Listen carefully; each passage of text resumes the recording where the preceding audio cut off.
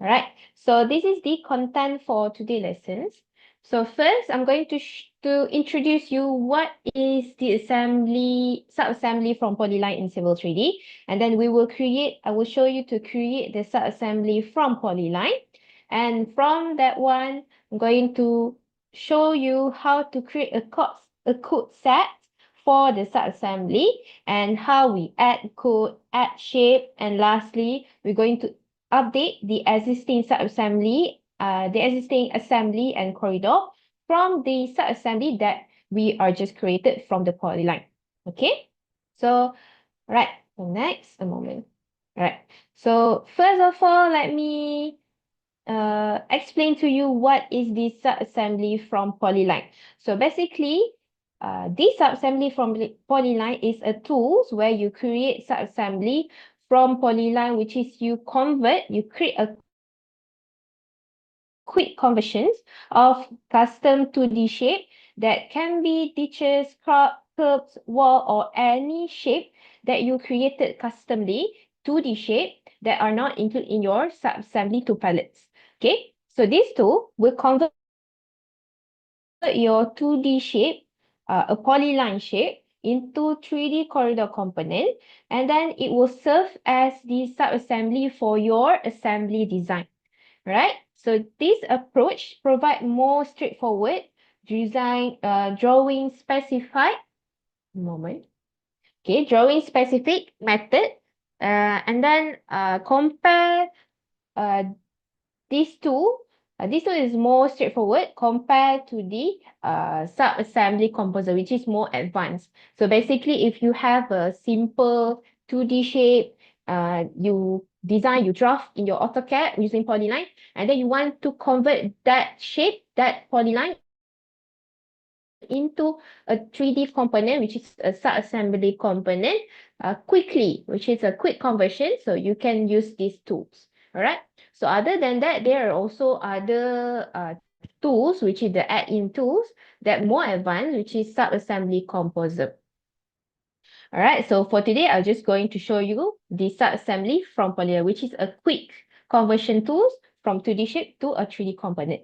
Okay. So this is just slightly simplify what is different between Polyline, between sub-assembly from Polyline or you using the sub-assembly composer. So first is the feature itself, the complexity itself, which is from Polyline, it's more simple. It's a static 2D shape. And then if you use the sub-assembly composer is more complex and using the parametrical logic. The speed itself, if using Polyline, oh, a moment, there is someone. Hi, who are just coming in. Thank you.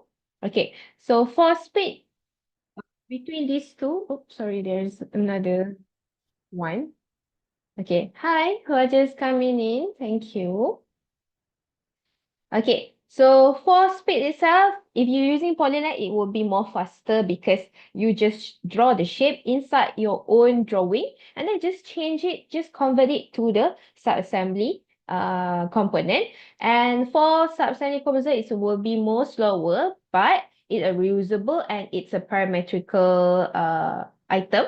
And then for adaptability, from Polyline, it's just a static component. Okay, there's no target, no changes parameter. When you draw it, you just directly convert whatever your 2D shape was to the 3D component. And then using the sub-assembly composer, it will more dynamic, it respond to a target, and also it have condition. And then lastly, for the portability, for the sub-assembly that you create from Polyline, it will create a drawing specific and then it must be copied manually. If you're using the sub-assembly composer, you can export it as PKT file and then you can use it across the project. Okay, so I like to mention here, which is if you're using sub-assembly composer, it's a separate add-in which you need to launch the standalone sub-assembly composer application, which is but it's still included in your Civil 3D installation. It's just a different application. All right.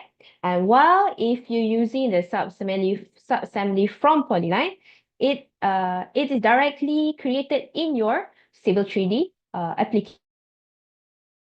So you don't need to have add-in application. You can directly draw your 2D shape in your project, which is in the Civil 3D, and then you can just convert it to a subassembly directly. All right. So for today, I will show you how to create the subassembly from Polyline in Civil 3D. All right. So let me just open my Civil 3D. A moment. Okay.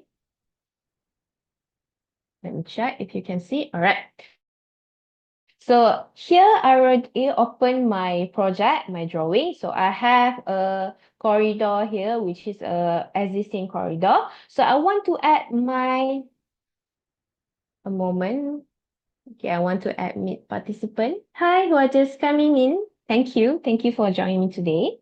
Okay, so from here, as you can see, I have my own 2D shape, which is I draw it from Polyline. So I want to mention here, so if you have any 2D shape you want to convert you have to convert to subassembly. So you need to make sure that the shape are there's no error of in the shape, which is it's error free. Okay, error free, sorry. The drawing is free error. Okay, and that is you need to make sure it's a polyline. It's not a line, it's not a rectangle, it's a polyline, and that it is a continuous polyline. For example, if I click on this one, you can see it is a continuous in one polyline. All right. So and then you can convert this polyline to the subassembly.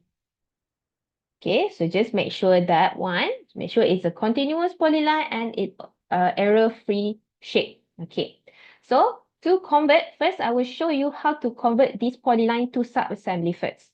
All right, to do that, you go to Home tab, and then from here, you need to go to the Create Design column, and then you can see there's no any like direct button here. What you need to do is you need to click on this Create Design drop down.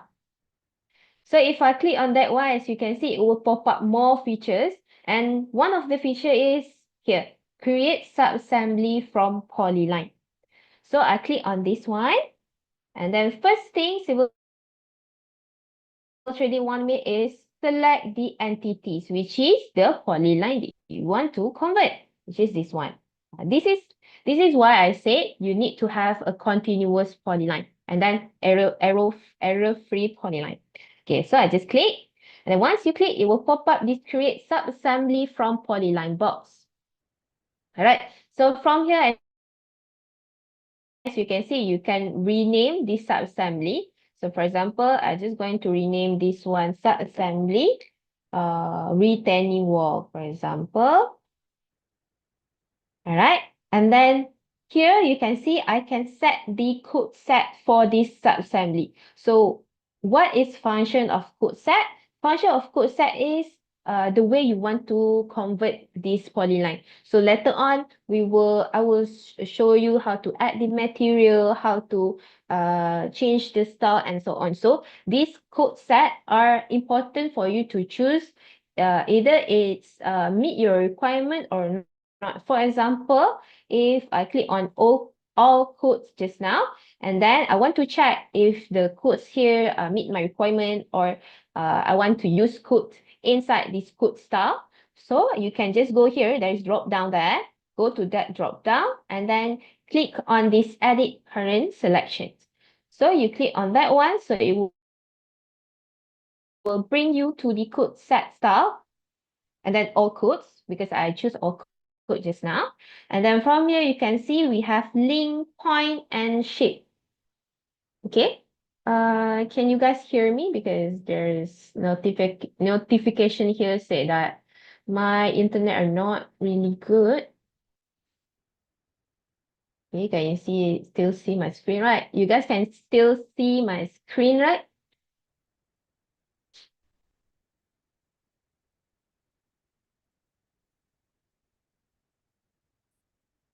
Okay, I think you guys can see. All right. So from here, you can see I have link, point, and shape. So these codes are important for you to for you later on if you want to convert your polyline. So we have link, point, and shape. So if you notice if you use subassembly, you will have line, you have the point, each corner. So that is how you set. This is the code. Okay, as you can see, if I click on link, I expand link. So this is the code for link. So link equal to the line, which is you want to add codes for the line. So it will use a link. All right. So if you want to add code for point, it will use code here. Point here, point code for point here. And then if you want to add shape, this is the shape code. All right. So this code, you can add it by yourself. You want to add like custom, you can do that. And if you just want to use the existing one, you can also do that. All right. So for example, you can see one of the code here is barrier. And then you can see the description is concrete barrier, style is barrier, label style is none, and then the render material is concrete cast in place. And then the material is none. So let's say I want to add the label style, I want to add the material fill area. So to do that, I just click on this tagging. You can see none, and then you have tag there for the label style. Click on that one. And then it will pop up this pick style. So you just click on this drop down. You can see we have this style here. Okay, style indicate if let's say you want to add name for each link, you want to change the color for the link line color. Okay, so it's okay. I just use standard first. Click OK. All right, and then for the render material is cast in situ, cast in place. All right, and then the material, I'm just going to click on the choose material here. And then I'm just going to use barrier material. Click OK. So this is the code. So later on, if I convert that to 2D shape, and then I will use this code. So click OK. So all codes. And then this is the setting for conversion if you have the link, multiple link, and then the existing entities, which is I want to erase the 2D shape. I want to replace it with the 3D component. So I click OK. So once you click OK, as you can see here, okay, it's changing color, which is now it's not a polyline anymore. It is the subassembly link. You can see if I click, it will pop up here, subassembly retaining wall. It's not a polyline anymore. So next one, I want to add the code just now. So I want to make sure this is the complete subassembly, which is I can apply in my road design. Okay, to do that, just click on the polyline and just convert to subassembly just now. All right, and then I go here. There is a modify tool, which is I can add codes, add shape, and also modify the origin. Remove code and remove shape too. So from here, first I want to add code. I want to add code for this line, this line. This is the barrier. This is the slope wall, the base, the top, like that. So to do that, I just go to this add code. Okay. All right. And then you can see Civil 3 want me to enter the code. Okay. What is the code for the first link? For example, I want to select the line first. So what is the code for the first line, first link? So for example, this one, a barrier, just now, barrier. Okay, I click enter. And then I can click any line. So once you need to make sure you bring your cursor to the line that you want to apply the code just now. For example, the barrier is this line. Okay, the 4,000 line here. So click. So it will pop up this one, vertical, the vertical barrier. Okay. So let's say you want to change the code style here. You want to change the name here. So you need to go to this subassembly properties. You want to change the style just now that you pick from the old code. So just click on this subassembly properties. And then from here, it will pop up this subassembly properties, subassembly retaining wall. So what you need to do is you need to go to codes. You cannot go to parameter because this is not a parameter object. This is just a 2D that we convert to 3D. So we need to use a code here. So from here, you can see this is the code I used just now, all code style. And then if I bring up this link option, so I can have my barrier add in. So this is my first code. All right. And then if let's say I want to change, I want to edit, you can see I cannot edit directly here. So what I need to do is I need to go here at this drop down on top of the setting for all code style. Okay, and then I click on this edit parent selection. So it will bring me back to the all code setting just now. So maybe I want to change. I don't want to use the standard style. So I go here, link, go back to barrier here. All right, and then I use, for example, steep grade. So click OK. Okay, apply. So it changed to a steep grade. Okay, like that. Okay, so any changes that you want to make? Hi, we're just coming in. Thank you. Any changes that you want to make to the code? So you need to go to the Subassembly properties, codes, and then you need to change the code style. All right. So edit current selection, and then I want it to be standard, right? So a standard.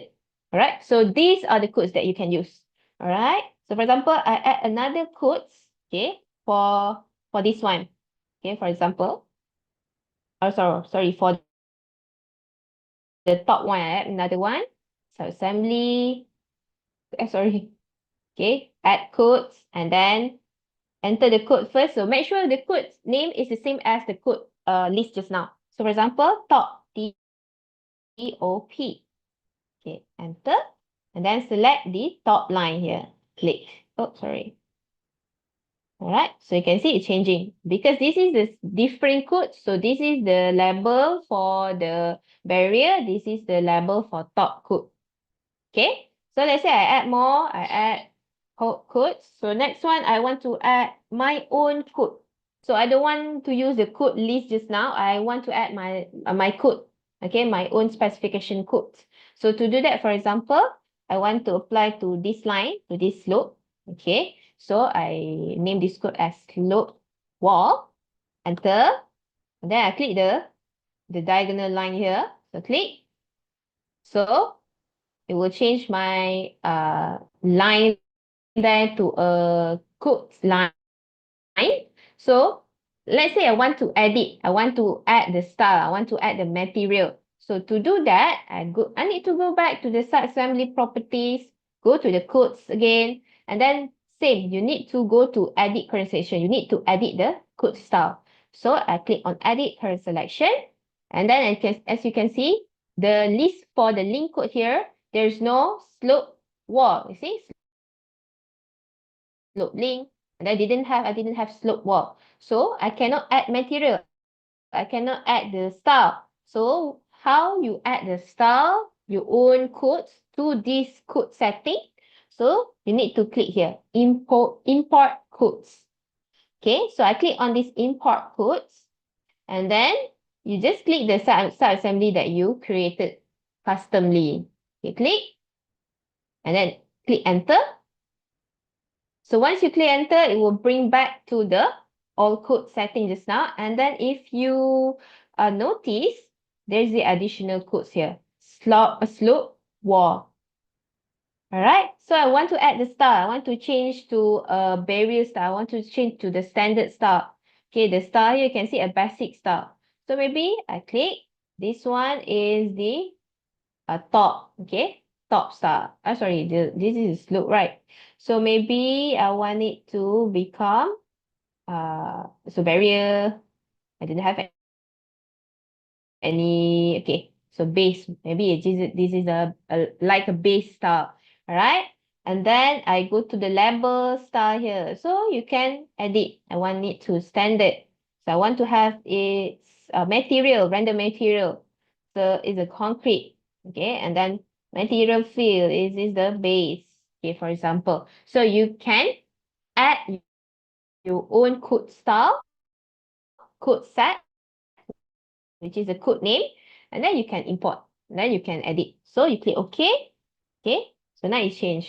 See? It changed to a new label. Okay, according to my setting just now. Alright, so you can continue. You can continue add code. For example, I add code down here. Okay, for the base. So base. Okay, base. So if you notice, we have base code just now in our list. So base, enter. So I add down here. Alright. Okay, so add code. You can add the same name for each code. For each link, you want to have a same code. You can also do that. But it's not like you need to have a different line, different codes. No, you can add same code for a different line. Okay, for example, I want to have base here. This is also a base like that. Okay, so enter again, base, enter. This is the base. Okay, and then the assembly, this one, base. So, right, and then another one here. Yes, enter. Right. Okay, so everything, every link, every line here are now changing to the code, the link code. And then if you notice, so these two lines are the same codes, which is a base code, but it's different style. You can see it's different line color. So why this has happened? Because I misspell the base. Just now for the base in the list is B is a capital B, but the blue line base is a short form B. Okay, so you need to make sure. If I go back here, you can see codes, link code. So I have two base here. You can see base with a short form base and then base with a capital B. Okay, so you need to make sure you follow the exact codes in the given list. Okay, so this is the wrong one. So let's say I want to remove. So how you remove the codes that you already apply to your subassembly? So to do that, okay, you need to click on the subassembly and then we have this remove codes. So I click on remove code and then I click on this line, and then remove code again, this line. All right, so I want to add back. So just click on add code and then now make sure you type exact name in the list. Okay, base with a capital B. And then click on that one. Then base with another one with a capital B, enter, then click the line. And then we have another one here, which is including for the slope wall. Okay, enter again. Select the subassembly. This one, slope. So make sure you write the name, write the right name, and then you make sure it's using the capital letter or not. Okay, like that. Right? And then other than you can add the link, which is for the line, you can also add the code for the point here. Okay, later on, if you want to apply this to your assembly design, you need to make sure you use the correct point. Okay, so to add code for the point, click on the subassembly, click on add code, and then you need to make sure you enter the code first. Maybe this one just a simple code 1, and then you make sure you select, when you select the subassembly, you select on the point. Okay, click like this. So as you can see, it's changing the point to point like that.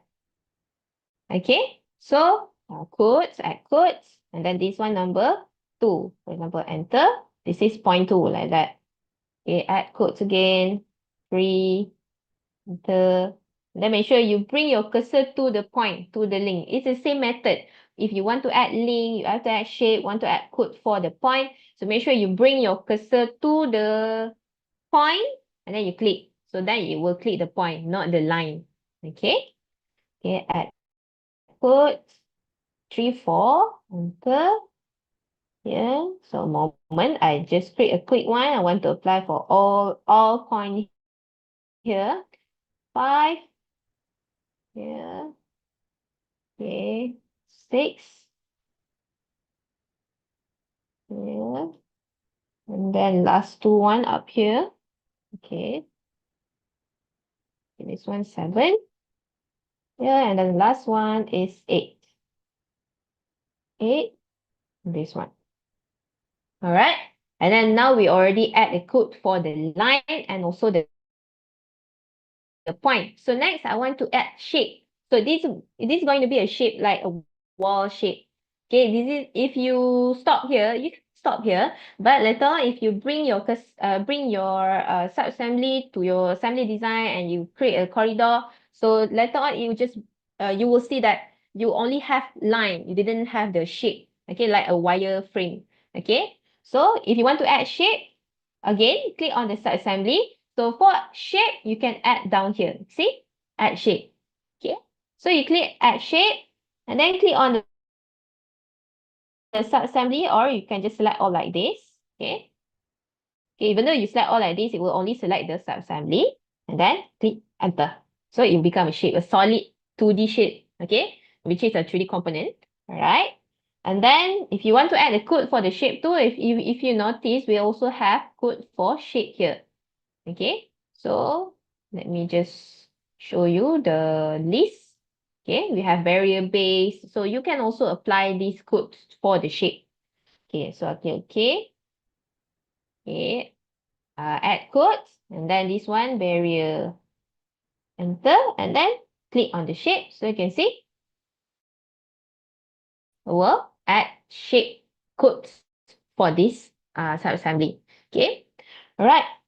So now, and then you can see if I click on this assembly, I have this origin or the vertex point, which is, this is the point we add. If you remember, if you want to add the assembly in sub-assembly in assembly, we will use the point, right?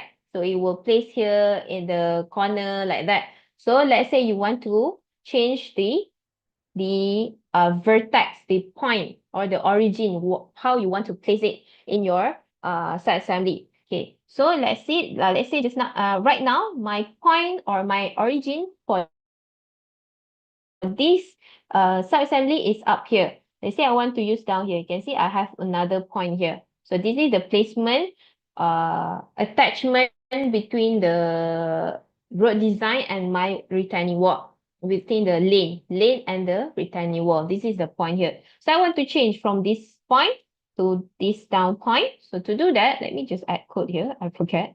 9, 8, 9, add. Okay. So you can see I have this modified origin. Okay. So if I click on this modified origin, and then I bring my cursor to that point, to the point that I just add just now. Click. So now as you can see, it will changing. Oops, sorry. I miss a bit. Okay, here. So you can see this is the point, which is the placement for my retaining wall. So it will attach to the lane to this point. Okay. So now I already done converting my polyline to sub-assembly. Then I want to update my existing, sorry, this one. Okay, I want to update my existing corridor with a new sub-assembly, which is have additional sub-assembly here. So to do that, if you click on your sub-assembly just now, the one that we convert to polyline, so I have these tools, which is add to assembly. So I click add to assembly. And then this is my assembly. So I click on this assembly, which is the last point I want to add. Maybe I delete on this cut and fill first. All right. So I click again to my sub-assembly. All right. And click on add assembly. And then I bring my cursor to the point. It's the same as you add your usual sub-assembly design. Okay. So click on the point here. And then it will add. See? It will place the placement of the retaining wall exact origin that you changed this that I changed just now. You can see we'll place it here. So this is my new sub-assembly design, and then maybe I want to add another cut and fill. Okay, basic slope cut ditch. So on top here. So you can use, this is like your usual sub-assembly design. Okay, you want to add your own sub-assembly, you want to add the existing one, you want to add more design. So it's back to the original sub-assembly design. Okay, So now it's updated. So I need to update my corridor. So I go to Prospector. All right, and then this is the corridor 1. So there warning there because I changed the sub-assembly design, right? So I'm just going to rebuild. You can see after I rebuild, so it will automatically change my corridor design to the sub-assembly. And then if I want to make it realistic, so you can see everything are now realistic. Okay, I have material because I use the code just now. If you remember, I add code, I add material. So any changes in your code style, it also will be applied to your sub-assembly and your corridor design. Okay, and then I want you to take note here. So once you move your sub-assembly that you change from Polyline just now into your design, so you cannot edit the code anymore. Okay, for example, let's say I want to edit the code here. I go click assembly, so I cannot edit. I cannot do anything.